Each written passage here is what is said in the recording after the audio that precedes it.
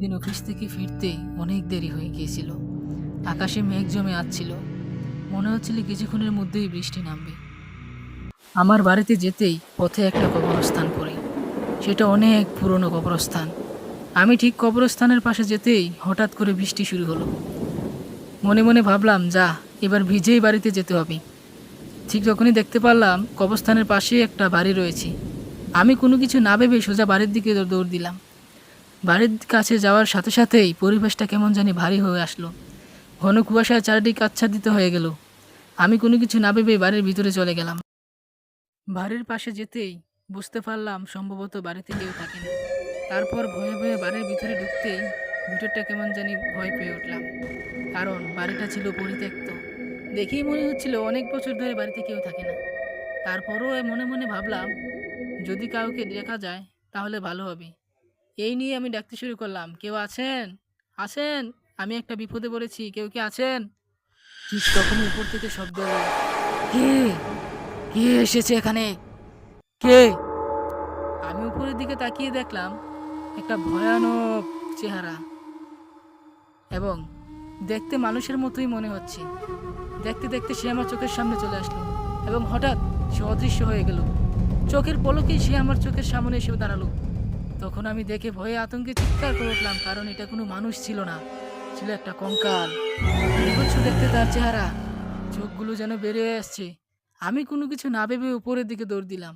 আমি যতই জোরে দৌড়াতে চাই, আমি যেন সামনের দিকে যেতে পারছি না। যেন কেউ কেউ যেন আমার পা ধরে পিছনের দিকে টানছে। তারপরও শরীরের সমস্ত শক্তি একত্রিত করে আমি উপরের দিকে দৌড়লাম। দেখতে পারলাম সেও আমার পিছন পিছন আসছে। আর একটা বিকট শব্দ।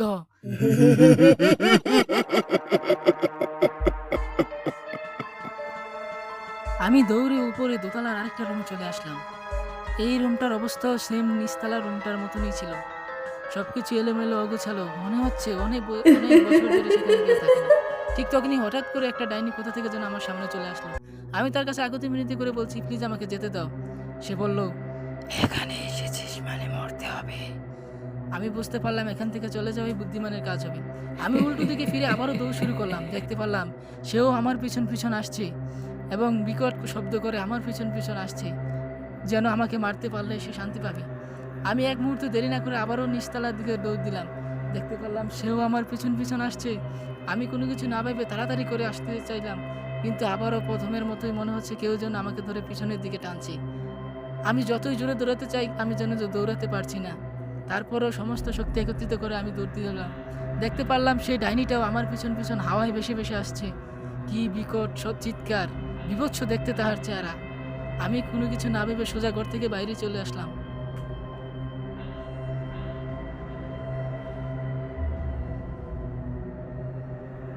ঘর থেকে বের হতেই দেখলাম সাইডের আম গাছ থেকে নেমে আসছে সেই ভয়ানক কঙ্কালটা। সে ক্রমশ আমার দিকে এগিয়ে আসছে। এখন যেন আমি আর লড়তে পারছি না, এক জায়গায় বারবার ঘুরে ফিরে আসছি। সে আমার কাছে ক্রমশ এগিয়ে আসছে। দেখতে দেখতে সেই ডাইনিও আমার দিকে এগিয়ে আসছে। তারা দুইজন দুই দিক থেকে আমাকে ঘিরে ফেলেছে, এবং কি বিকট শব্দ, ভয়ানক এক চিৎকার। আমাকে মারার জন্য তারা এগিয়ে আসছে। দেখতে দেখতে আমি অজ্ঞান হয়ে পড়ে গেলাম। অবশেষে পরদিন সকালবেলা আমি পড়ে আছি গ্রামের একটা বটগাছের নিচে, রাস্তার পাশে। আমাকে ঘিরে আছে অনেকগুলো গ্রামবাসী। কেউ কেউ ভাবছে লোকটাকে তো আগে কখনো দেখিনি, কোথা থেকে আসলো।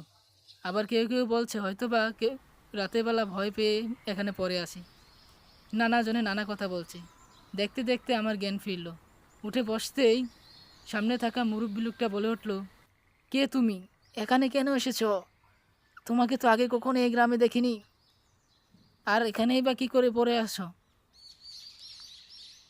আমি তখন আমার সাথে ঘটে যাওয়া সকল ঘটনা গ্রামবাসীকে খুলে বললাম।